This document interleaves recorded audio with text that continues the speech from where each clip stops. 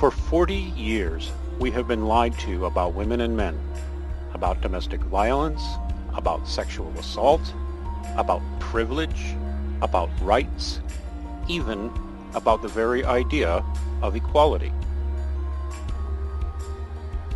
Erin Pizzey, who founded the world's first internationally recognized battered women's shelter, has known all along that something's wrong, because she witnessed the change herself back in the early 1970s.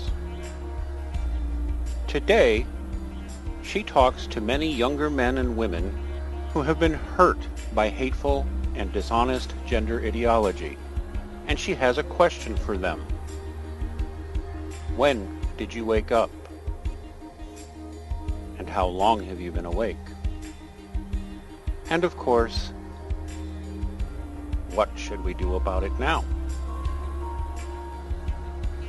Welcome to When Did You Wake Up with Erin Pizzey and her co-host, Dean Esme.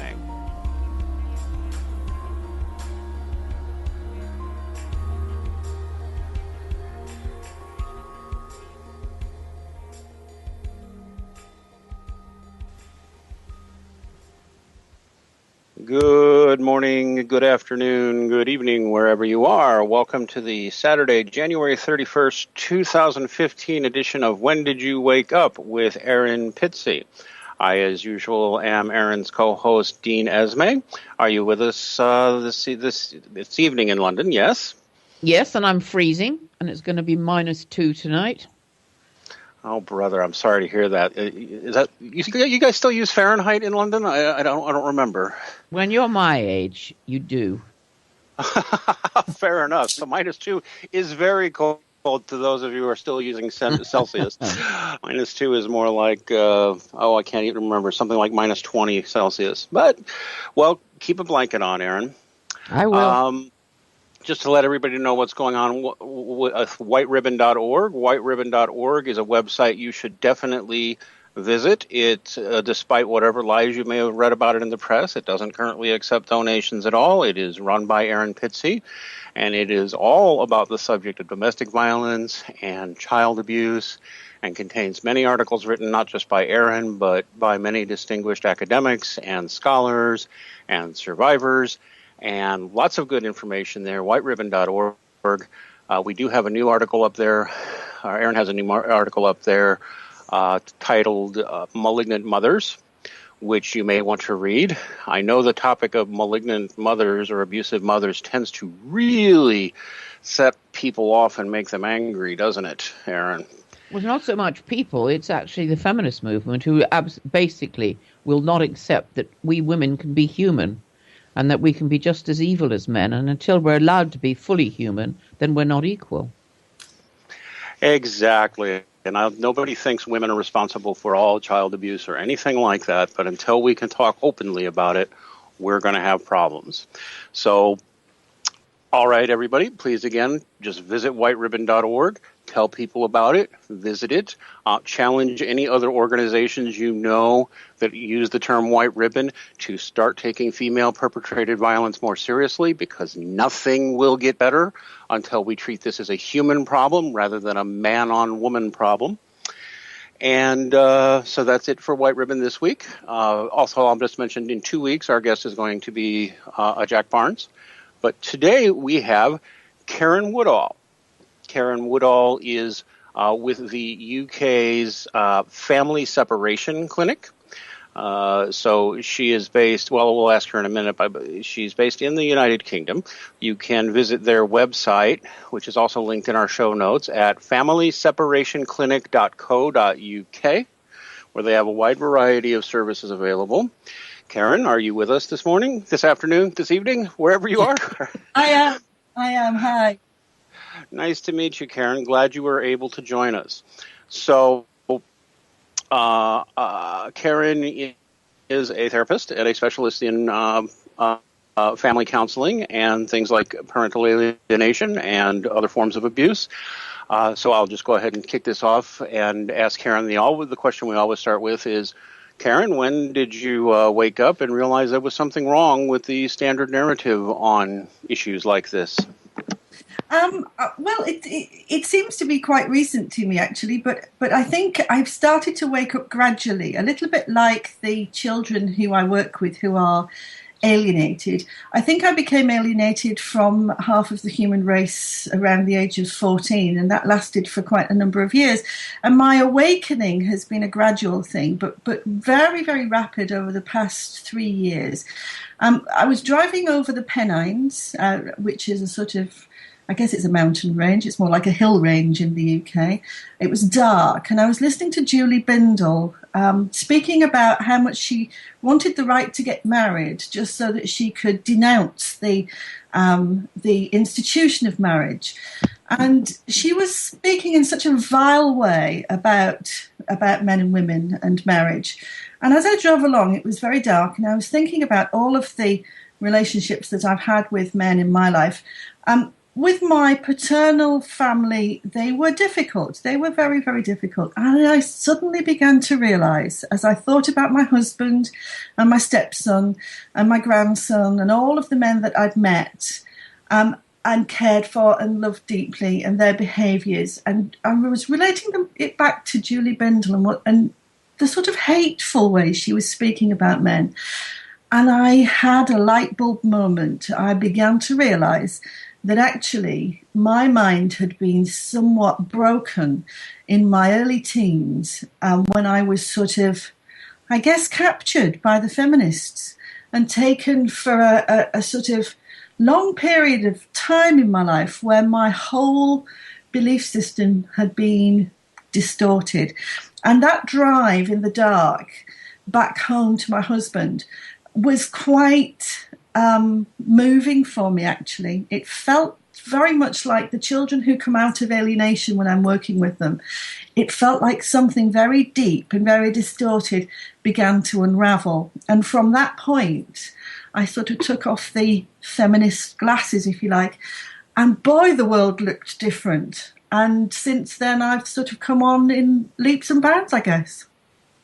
We actually call that a red pill moment, but I'm sorry. Go ahead, Erin. I was just going to say that the interesting thing of this is that when the minds are young, and particularly in universities, where the young girls coming in, if they're fragile, particularly if they've come from domestic violence, it is so easy for the various tutors there who are already rabid feminists to actually, in a sense, brainwash these young, vulnerable girls. And it's quite frightening to see girls that I've known going to university, normal, healthy girls looking forward to good relationships with boys, suddenly turning into these harridans. Yeah.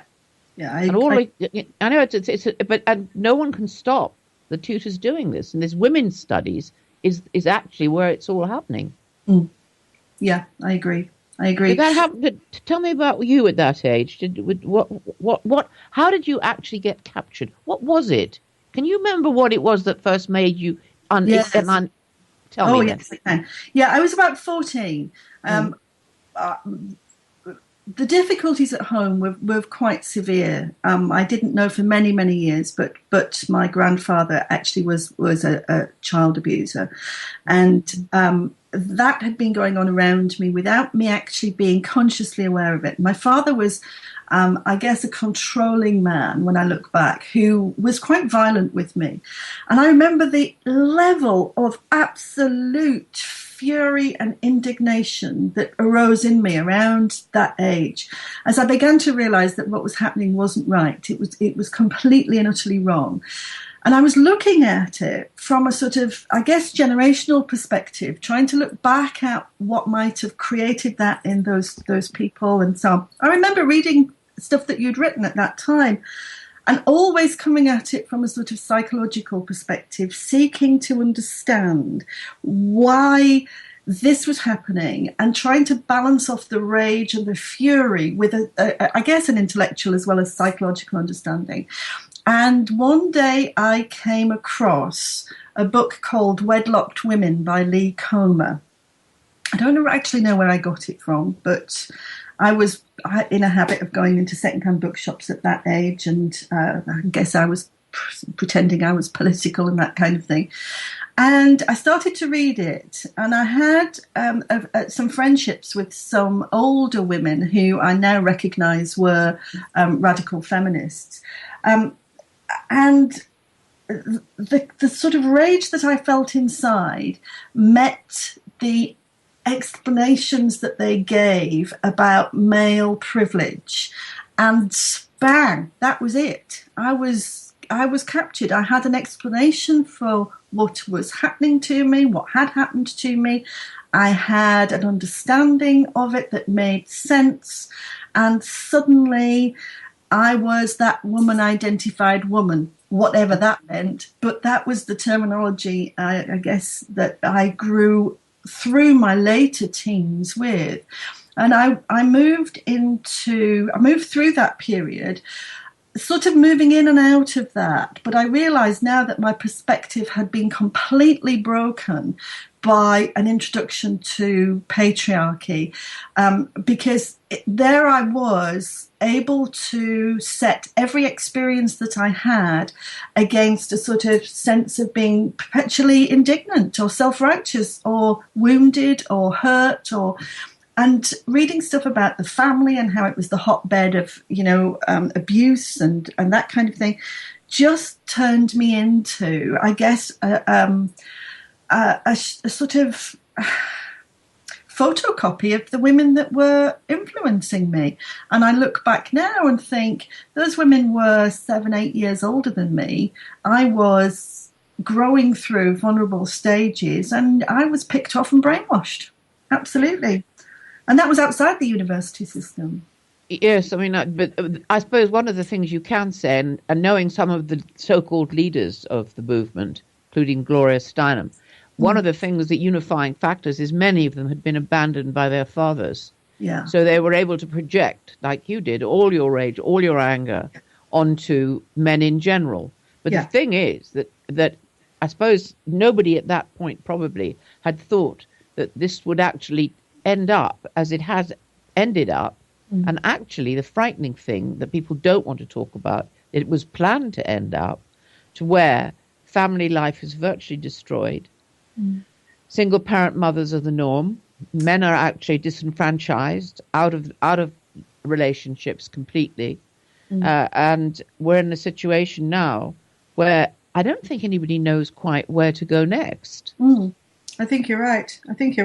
For me, it took me on a detour down a life path that never really was mine, away from the family life that I recognise now I could have had at a much earlier age. It took me into single motherhood. It took me into the gender war.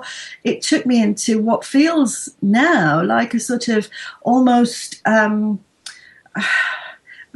cul-de-sac of unhappiness and feeling continuously unfulfilled and unable to explain why. I was going to ask you, I think in the early days when I had first thought I was going to be a feminist and found myself organized into these groups in our own homes, was that happening when you were 14 or had that gone by then? No, that was happening when I was 14, and I was part of that, but I was very young. So the women that were sort of, I suppose, collectivizing were holding these meetings around each other's houses, and I would go along to those and be influenced by them, but not really understand. I wasn't really able to sort of intellectually participate, but nevertheless I was influenced by it. And it wasn't until I reached sort of maybe 21, 22, and I then went to work in an all women's print cooperative, which were very, very fashionable in the early 80s. That's when the sort of real steeping of my consciousness, I guess, in all of that toxic stuff, that's when that really sort of solidified. And I remember then there were lots and lots of consciousness raising, as they called it, groups, and a lot of sort of I guess subjective ways of pulling people into line, just a world that I don't recognise anymore, but I recognise when looking back, actually took me away from what could have been a life path that I've since come to tread and love and enjoy. Yeah. The tragedy, unfortunately, is that, at that point, I remember, I'm talking about the 70s, when they were up and down the country, they had these consciousness-raising meetings that were going on in people's houses.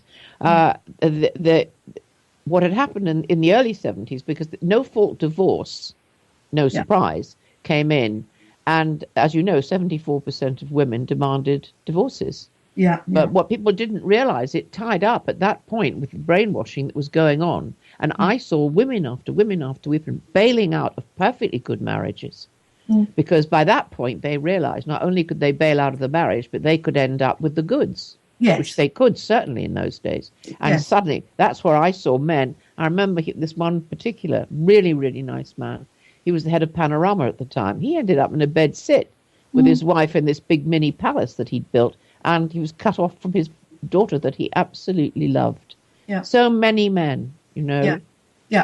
One of my earliest memories is of my uncle who in 1973, who was being divorced by his wife who had found another man, and he'd been unceremoniously evicted from the family home. He'd lost everything. He'd lost his children, his hope, his dignity. He nearly lost his life. He nearly killed himself.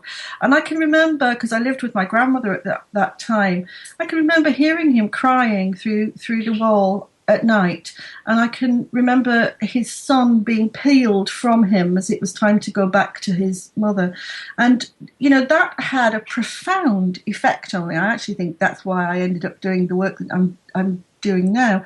But what for me is so astonishing is the lack of compassion, apart from the immediate family, but the lack of compassion in society then is mirrored by the lack of compassion for men in society now. And when as I've emerged from the feminist sort of conditioning, I've realised how much the stitching together of that new divorce and narrative about family in the early 70s has created this dynamic which has continued all the way through to the present day, which is, for me, one of the greatest woundings against men and boys that, if we allow to continue, will just devastate more generations. And so, can I ask a question? Yeah. I understand the two of you are working on a book together. And what's that going to be about? I think it's coming. Karen and I meet and talk because she understands my work completely. And a lot of her work obviously meshes with what I do. And we decided, and this is a whole other discussion, but it's something that has concerned me for years and years. It's called the Duluth model. Do you know much about it, Dean? The Duluth model yes, I do know the Duluth model very well. Perhaps more in our audience should know about it. Well, some would call it a scientific model. I would call it a pseudo-scientific model, cobbled together by ideologues. Yeah, you're quite right. There's nothing scientific about it at all. It actually goes back. It goes back. It takes us back to the consciousness raising. Now, I was in a particular position when I first started the consciousness raising group in my house, because my father and mother were captured by the communists in Tin Sin, and they were under house arrest. And my father was an expert on China at the time. And I knew that here we were, our consciousness being raised, which is the whole Maoist concept, actually. And what was happening, I kept saying to the women in the movement, hang on a minute, you realize that women are being aborted forcibly? Do you realize that that's happening? And nobody would believe me. And I think one of the things that I can see again with the Duluth model, which comes out of Minnesota, it is extraordinarily dangerous because essentially, actually, Karen, you know more about the actual workings of it because you've worked with it. Will you explain what it does to men? Yes. Well, first of all, what it does to women is it educates... Can I interrupt for a moment? Yes, Can I interrupt just a moment? Just for anybody who's not understanding, the Duluth model is a standard psychological model that has been used since roughly the 1970s, maybe the 80s, put together by what we would consider ideologues, that presumes that in virtually all cases, domestic violence is about men's patriarchal need, pathological patriarchal need to control women through verbal abuse or physical violence, and that this Duluth model is what is used by many of the so-called women's refuges or shelters and a lot of treatment programs, including court-mandated treatment programs, not just in the UK, but in the US and in other places around the world. And so if you ever get caught up in a domestic violence situation, you have a very good chance of running into social workers or psychologists who are using this Duluth model, and there's serious problems with it. And I would love to hear Karen's thoughts on it. Yeah, I agree. There are serious problems with it, and it's more or less institutionalized in the UK. It's used just without any discrimination and without any recognition that it's a political tool. It is promoted almost as a universal truth. So what we have in the UK are family support workers who are attached to the organisation called Women's Aid in the UK, who are pretty much people who will go into family homes and teach women to rethink their beliefs about their marriage or their relationship within the framework of a patriarchal analysis. So they will more or less help women to revise their personal experience, distort the reality of that within that patriarchal framework. And they do that by breaking down a woman's experience into several different sections. So there will be behavioral stuff about men, there will be stuff about relationships, there'll be stuff about monetary control, stuff about sexuality, and so on. And they take women through this wheel week by week, breaking down their resistance and their natural sort of disbelief, until what you get is a woman who will rewrite the narrative of her relationship. And when you have a woman who is at that point and she's in the family court process, you will then experience the phenomenon, which is quite common in my work, of a woman suddenly making historical rape claims.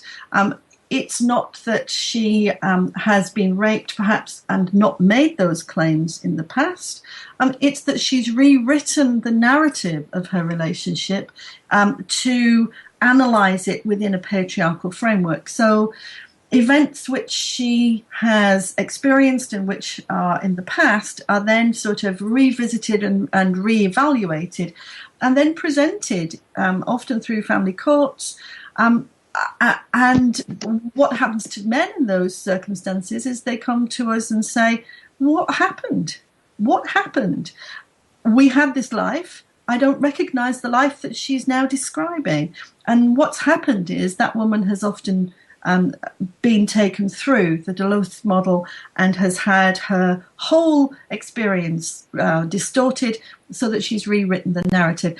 And I guess the feminists would call that consciousness raising. Absolutely. My experience is it's brainwashing. Well, that's the idea. You see, that's exactly what was going on in these groups in the 70s. And then what happened in the Minnesota, it was particularly rabid there. Out of that comes the Duluth model. So they simply then, you work on two levels. You work on the woman, and then, as you can go on and tell us about, how the judges have to mandate that man, even if he hasn't been violent, has to go into these programs. Yes. So in the UK, it's all neatly stitched together. I use the sort of imagery of stitching a lot when I'm talking to people about social policy in this country, because social policy around the family has been put together by women, and it's been stitched together so very, very carefully that we can't see the seams. So seamlessly from our field workers going out to re-educate women and distort their belief about what happened, when people enter the family courts, which are secret and we're not supposed to talk about it, but there are a number of I guess, practice guidelines which govern the way that men in these circumstances are judged. So men will enter into the family courts in an expectation that they're going to get justice. They expect that there are rules which are fair and understandable, and they're going to get their day in court. But actually what happens is they encounter a set of expectations about their behaviours which they are not actually told about. But those expectations of men's behaviours are there in the practice guidelines for judges. So, for example, you will have a double bind situation where a man who has been in a situationally violent relationship where both parties have been violent to each other will be seen as the perpetrator. So one person is the perpetrator and the other one is the victim. So he will say, but we were both fighting. That, under the practice guidelines, is regarded as diminishing his responsibility, not recognising his inherent violence. And he will be required then to enter into a perpetrator programme, which are often called IDAP programmes. I think it's independent domestic abuse programmes, or integrated domestic abuse programs. And when they enter into integrated domestic abuse programs, men are expected to, I guess, submit themselves to the range of what I consider to be shaming behaviours, but which I guess the people who run these courses consider to be reframing behaviours, perhaps. But if a man cannot or will not accept his violence, denies that he has been the controller or the bully or the coercive person that he's accused of being, then he is told that he is denying his violence, and that goes back into court. And that denial of violence has to guide the judge's decisions. So men's relationships with their children very much are dependent upon whether or not they will admit their violence, even if they haven't been violent. And we have some really appalling cases here in which men who have not been violent or who have been involved in perhaps instances such as, well, things like throwing your keys onto the table so that it breaks something, that's violence. And if he diminishes that and says, but that was just a bit of an outburst and she was attacking me in the first place, if he diminishes that, then he loses his relationship with his children. And that's the carrot, isn't it? That they have to do those programs, and if they even if they finish the program, you have to remember they're run by feminists. So even if he finishes the program and they're not happy, he can be made to do it again and again. Yes, or he can be refused entry again, and they can say that he's not suitable for it. And if he's not suitable for it, then he's never going to get to a place where he's going to be an acceptable father. Or to be able to see his children. And he has to pay for it mostly, doesn't he? Yes, yeah. This happens everywhere. This is right across the Western world. Yeah. And it's terrifying. I think it is too, because you see, this is where I see that until somebody stops this, it's almost like a great big giant ball rolling through everybody's life. Because there is no need for the radical feminists to stop anything, because their funding gets bigger year by year. Yeah, absolutely. They've stitched the legislation together so carefully that men enter into this system believing that they're going to get fairness and justice, but emerge from it completely battered into an acceptable a version of a man, and if he isn't battered into an acceptable version of a man, then he's not going to be a father. He's not going to be allowed to have a relationship with his children, and it's institutionalized. I realized in my work in family separation that without tackling this, without really getting to the heart of the domestic violence industry in this country and how it is built and why it is built, we are never going to be able to change the generational problem of family separation, which is, I guess, really, Erin, what brought us together. That's the bit where it is. Yeah. The other thing, too, I was just looking at the wheel. I've got it in front of me. You see, one of the things he has to actually agree to, that he is guilty of using male privilege. Yes. I mean, and that's going to stymie every man, because most men don't even know what their male privilege is. Absolutely. And by virtue of having a Y chromosome is really the answer to that. Yeah. Or they're basically, what they're saying is that men are born rapists and batterers. Yeah. And that's the most shocking part of it all. But you see, this takes us back to the work that the two of us are doing together. And Nick's going to help out, isn't he, your husband? Yes. Because he's an expert. And that what we thought we'd do, because I have from the very beginning in the days in the refuge developed a generational family therapeutic intervention program, which I ran for 12 years. This is this is our wheel. This is actually showed how you could replace this evil Duluth model, and you can replace it with because the thing with the Duluth model is there's no hope for the man, is there? Absolutely. Unless he's willing to completely debase himself. Yeah, totally. Unless he's willing to divest himself of his masculinity and accept the sort of substitute masculinity which is acceptable in feminism, then he is lost. He is completely lost. It is for me the damning of men and masculinity and an approach to, I guess, cutting out men and masculinity from humanity, and using children as a sort of the children become the hostages to that. He's going to do it, or he's going to lose his children, and that for me mirrors the very coercive control that this program is supposed to challenge. We have coercive, controlling women, bullying and threatening men, using children as hostages.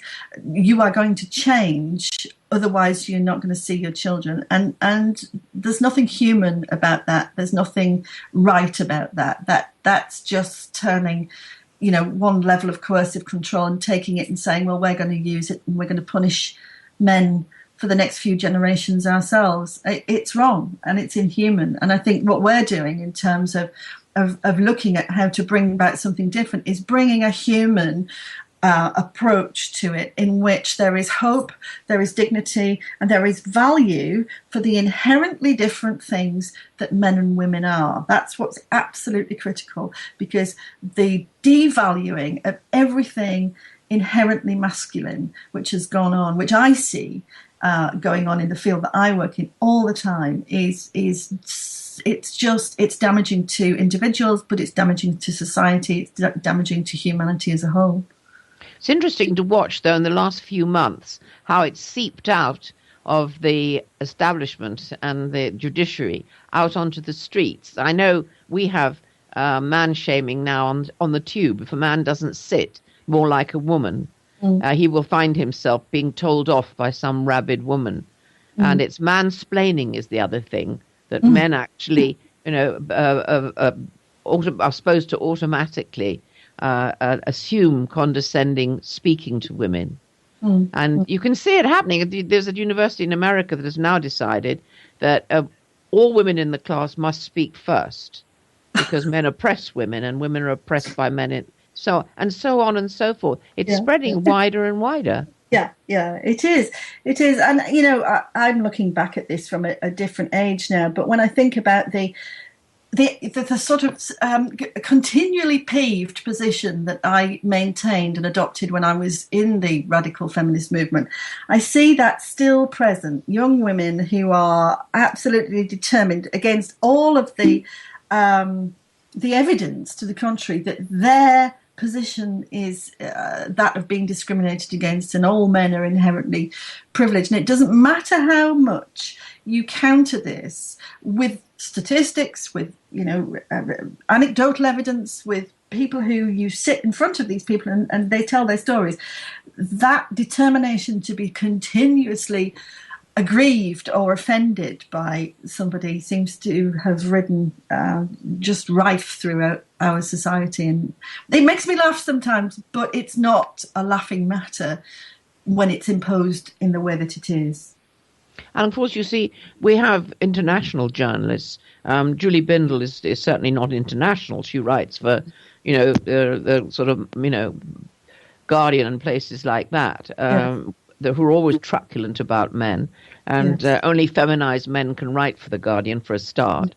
And one of the tragedies, she is a very, very rabid lesbian, and she's one of the group that basically they also gather together because, if a woman murders a man, she's not guilty of anything because if she is in jail, she's in jail because she's a political prisoner. Because all women are political prisoners of male oppression. Now, that kind of twisted thinking leaves me really gobsmacked. I can't think that anybody could be so stupid as to even listen to that kind of rubbish. And it says a lot about who Julie is.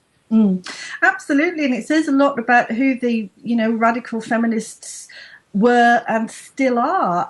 I can remember learning how to turn everything that I encountered into evidence that the patriarchy rules the world, and that it was almost like 3 easy steps. A woman kills a child, there must be a man involved somewhere. A woman kills a man, he made her do it. A woman steals something, that's because there's a man somewhere keeping her short of food. Women have drunken fights in the street, that's because they've got real problems in their background. But men do all of those things, that's because they're inherently privileged. And that privilege brings with it the ability to be coercively controlling and evil. And I can remember the feeling inculcated in me that if you weren't careful, if you gave men too many choices or too many chances, they'd be off the lead and back into oppressing you before you knew it. And that rule it makes me laugh now when I think about it. But that kind of analysis ruled my life for many years. And it keeps you very much in the fold. It keeps you part of that warm group. It gives you a feeling of being in complete control. But boy, does it separate you out from the reality of what really goes on in life and blinkers you. And I think Bindel and Harriet Harman and, some of the radical feminists who are still involved in politics are driving their agenda through and convincing people that what they're doing is about equality when in fact it is far, far, far away from equality. Because it strikes me, going back to the history of it all, now, in a very small way, each women's group had to also agree that their girl children should not be given girls' toys, and that, of course, boys certainly should not be allowed to have anything masculine. So, therefore, no Tonka cars, no action men, no nothing. And that was generally held. I was the only mother in my area whose son had an absolute passion for Action Man, and I used to carry a carrier bag full of them wherever we went because he wouldn't play with kitchen and dolls. Now, that has now translated into government policy. Yes. And that's the frightening part, because I saw it all when it was being seeded. And I now see 40 years later where gendered toys, huge arguments about pink and blue. There's just been a recent thing in England. Did you see it, where boys must be given dolls? Yes, by the Equalities Minister. Yes, absolutely. That's right. Yes. Well, I've got no argument about boys giving dolls. I just know, having raised a lot of boys, that they don't play with them. If they do, they largely remove their heads. And that would be immediately seen as though they were. I know. The more frightening thing is how our books are being rewritten for children. Yeah, it is. It is. I mean, what you saw as the sort of seeds being has come to a sort of horror jungle, if you like, of tentacles, which has stretched into every area of culture and society, in which there is an attempt to interfere with children's normal, natural attitudes, their beliefs about who they are, their instincts. All of those things are being controlled, they're being prescribed, they're being shaped, to the degree where, you know, we have an equalities minister who tells the country that boys should be playing with dolls because that brings out their caring side. And that is a sort of missive to bring about equality. And, you know, we've got charities and the voluntary sector that carry out the government's missives, who are really agents of this kind of behavioural interference, who are paid millions, absolute millions, to carry out this behavioural shaping and so-called guidance, which actually is just brainwashing. It's just, you know, you see it in the domestic violence sector, but you see it in the family sector as well, and you see it in the family separation sector. So wherever the government is working with family,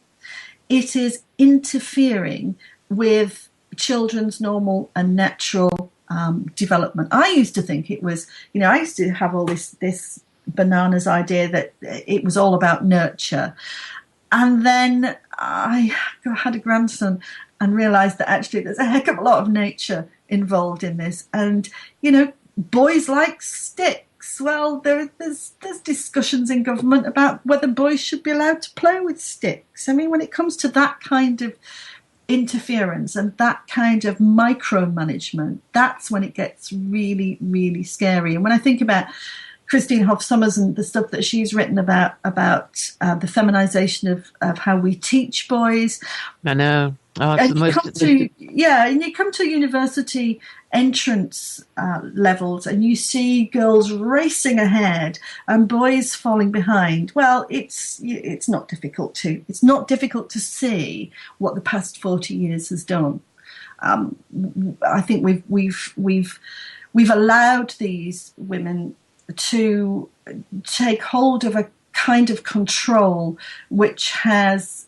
It's almost. I often think of it as a sort of revenge attack on men. What worries me is that they have such control we may not wrestle it from them. Although, having said that, I woke up, and I'm sure more people will. I do. Actually, that's the only hope I've got, and I think it is happening. I think because it has now surfaced in the consciousness of very ordinary people. You know, mothers who sent their daughters to university, finding out that their daughters come back rabid lesbians. Mothers who send their sons, and fathers send their sons to university to find that he's been accused as a rapist. Yeah. Suddenly it's actually hitting home in day to day now. It's not only just the individual, and it's sufficient amount of people are getting affected that I think this is going to bring around a huge change. The only problem I have is that I think the carnage that's happened is going to rebound badly on young women, because I think they've got themselves into a stage where they too have been brainwashed into thinking that relationships can be about hooking up, that you don't have to have relationships. You can simply have sexual meetings with men, and that makes you a normal woman. Any other woman who says, no, I don't think this is right, is repressed and is not exploring her own sexuality. So the result is, actually, in many ways, it's a field day for men, but it leaves women, because they're biologically are going to fall off the edge and be unable to have families, leaves a whole raft of women childless and with very little chance of a long-term marriage. I agree with you. And I think in many respects what we see now is a mirror of what was happening when the women's movement first sort of took off in the 70s, where mothering was sort of almost frowned upon. It was looked down upon. You weren't supposed to be a mother. You weren't supposed to be involved with men. And I fast forward to current day, and I see women struggling with that same sense of overinflated self-importance, a sort of sense of what I call being a diva, being a princess, I guess, and believing that this is the way that it always should be, and that there are rules about relationships which really require men to sort of, I guess, get on their knees and be grateful for everything that they've got. And when that doesn't transpire, or, it happens at the beginning, but then real life kicks in and women serially walk away from relationships, I think we're going to end up with a generation or two of women who are going to be quite bitter, I think. I could have been bitter. Had I not entered into a situation where the man that I married was capable of, I guess, fighting through this stuff with me. And he comes from that era where he was utterly shamed as a man, where his teachers were feminists and teaching him that, he had inherent privilege and that kind of stuff. And he was angry. And I was angry for a long time. We were angry with each other. We didn't really know why. And working through it has allowed us to come to what I think is probably a form of relationship which was quite common in years gone by before the gender war and all that kind of stuff. But I think there's going to be a couple of generations or more of women who are going to end up really bitter without that opportunity. Sorry, go ahead, Dean. Well, I'd just like to chime in that I felt that same kind of shaming you describe in your husband, and it took me a long time to realize where it was coming from. But I did want to ask, because we are getting near the last quarter hour of the show, if you might have time to tell us more about what you do at the Family Separation Clinic. Yeah, sure. Well, I work at the clinic with Nick. Nick's a mediator and I'm a therapist. We both have a background in working with family separation, have done for a long time, 20 odd years for me, and I think probably 15 years or so for Nick. And we work primarily with families where children are refusing to see a parent, usually a dad, but sometimes a mum. And we work therapeutically to restore children's relationships with lost parents in that way. How does that come about? I mean, I've heard many say it's nearly impossible, so I'm very curious. It's very, very difficult work. How did it come about? Well, for me, it came about through waking up from feminism. Actually, it came about because I worked with a man, a dad, I can't remember how many years ago, who had been prevented from seeing his son for many, many years, who had faced court report after court report saying it was all about him. And I knew this man and had been working with him for a long time, and the court reports didn't match who he was. And to cut a long story short, I did a lot of forensic work, psychological forensic work on his case, and we got to the place where we were able to prove that the reason the child didn't want to see the dad was not because of anything he'd done, but because the mother had a very, very serious narcissistic personality disorder, to the degree where she also had some elements of Munchausen's by proxy. And eventually, after a very long fight, years, we managed to get a transfer of residence from mum to dad on the basis of the harm that mum was doing. And that for me was that was the wake up for me to recognizing that, yes, mothers do harm, and they often do harm, and that's hidden harm. They get away with it. And at the same time, I was doing some work with the Oxfam UK poverty programme on gender analysis, recognising that the legislation which governs the family separation field actually actively discriminates against men. So the reason why this man had gone through this long period of time wasn't because it was just an accident. It was because the system was designed to point the finger at him and excuse her.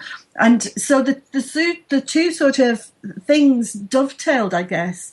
And I began to do a lot of work on how therapeutic intervention, coupled with an understanding of the system and the framework which governs families in these circumstances, drives particular outcomes. It sort of deepened my understanding of how to help children in these circumstances, and also, I suppose what it did was it speeded up my emergence from feminism, because I recognised that feminist services create a situation where this kind of problem of a child rejecting is very, very possible, and it's a risk for every dad. I have a slightly more prosaic question, which is simply, all right, I'm a dad. Yeah. I'm giving a hypothetical. Yeah. This is not literally me, but I'm a dad. I've got a 15-year-old daughter and a 12-year-old son, and we're divorced, not really what I wanted, but it's what happened, and I believe I'm being systematically alienated from my children by mom. How are you going to help me?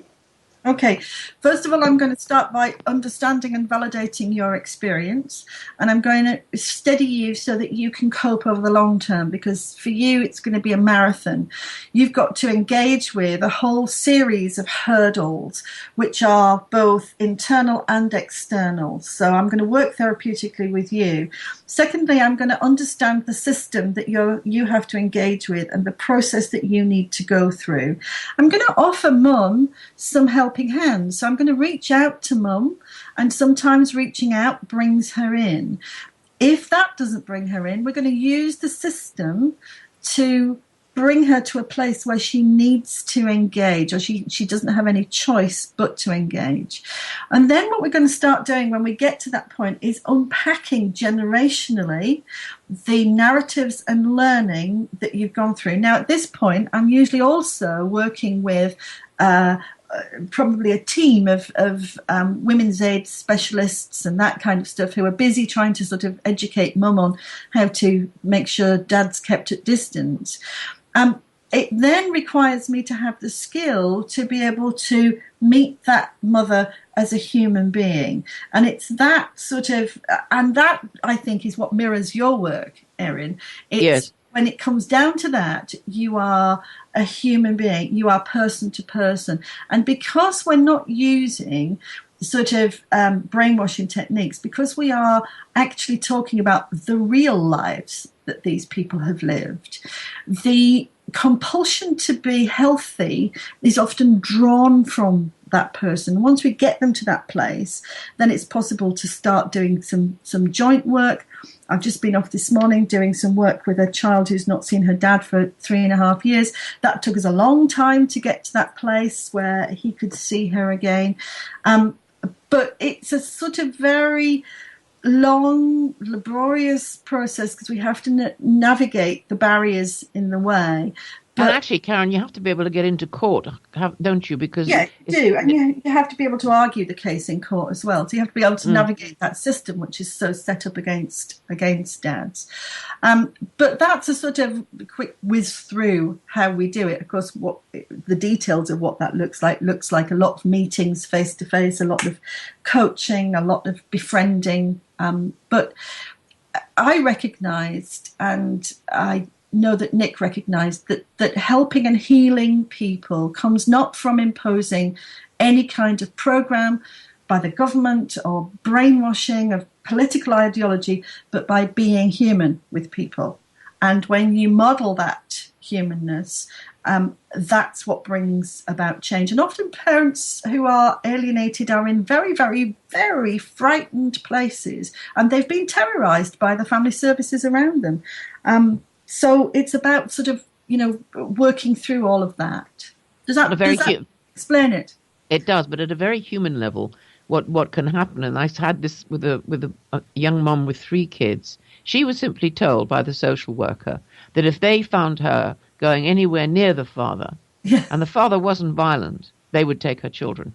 Yeah, absolutely. And that's what I mean about being able to engage with the system and understand how the system works, because parents are very, very vulnerable when they are engaging with the statutory services. And of course, and quite rightly, they're vulnerable, because the statutory services have actually got agendas that are frightening in themselves. Yeah, without a doubt. Without a doubt.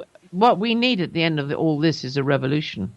Yeah, absolutely. We need a revolution in our consciousness. We need a revolution in terms of the way that we end the gender war and how we deliver services to support families. We need to change that. And men and women need to work together. First and foremost, Karen, we've got to get the women who are the radicals in the governments across the Western world to actually adopt and agree that family life is a safe place for fathers with their children. Yes. That's a basic now, because for so long he has been considered the perpetrator of all evils. Yes, and I wonder how we might do that. I mean, that's probably a whole nother discussion, I guess, because I wonder whether it's something to do with changing this, not changing their mindset, but changing the mindset of the people that they have control over. That for me is something powerful. When I talk to other grandmothers, for example, I find myself educating them and sort of almost deprogramming them too, so that they're coming to a new consciousness of understanding why this has happened to their son or their grandson. Why has this happened to their family?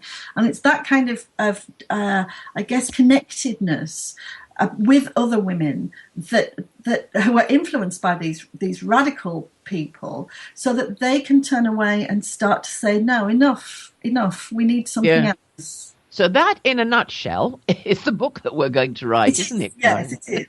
It is. I must say, we're getting near the end of the show here, but Karen, you've done something that a lot of guests don't do for me, which is not a slight to them. Just, I actually feel more cheerful and hopeful after this conversation than I have in quite some time, because, and now I'm just going to get on my soapbox. We've known about these problems for a long time, and we've seen too little action. And while I am under no illusion that this is all going to change overnight, it's pretty clear to me that there are an emerging number of women and men like you, and the next decade is probably going to see some real changes. And you've made me hopeful that I'm not a fool to think so. So I want to thank you for that. You're welcome. Okay, I'd like Erin or sorry? I was going to say, Erin or Karen, do either of you have anything you want to close out with? Just to say, I've really enjoyed talking. I mean, I'm glad that you feel that way, Dean. And just to make you feel even better, of course, I've got a daughter and a stepdaughter, and they've got lots of friends, and we talk about this a lot. There are women coming behind me who think differently. So just as we see all these, these feminist campaigns, there are some pretty strong women working with and bringing up boys. There's an opportunity for change, a real opportunity for change, I think. I agree. And I think that my hope, Karen, is that in time, everybody will look back and wonder why they were so blinded by this. As far as I'm concerned, I keep referring to it as an evil empire, because that's the only way I can describe it any longer, and that it has been allowed to flourish the way it has. Yeah, I think we look back with great sorrow, to be honest, at what we did. I think we will, and particularly to children. It's a tragedy. But Karen, thanks so much for coming, and it's been lovely to talk to you. It really has. Yes, it has indeed. Thank you all. Next week we will be back here at this time with Tales from the Infrared, where we'll be talking about lighter topics like The Walking Dead and Doctor Who and all that good fun nerd stuff. And in 2 weeks, Erin and I will be back here with another guest to talk about these same issues. James, you want to go ahead and take us home?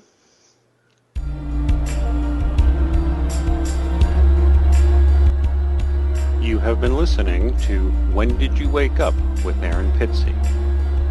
We would like to thank James Huff, Paul Elam, and the A Voice for Men community for their support of this show.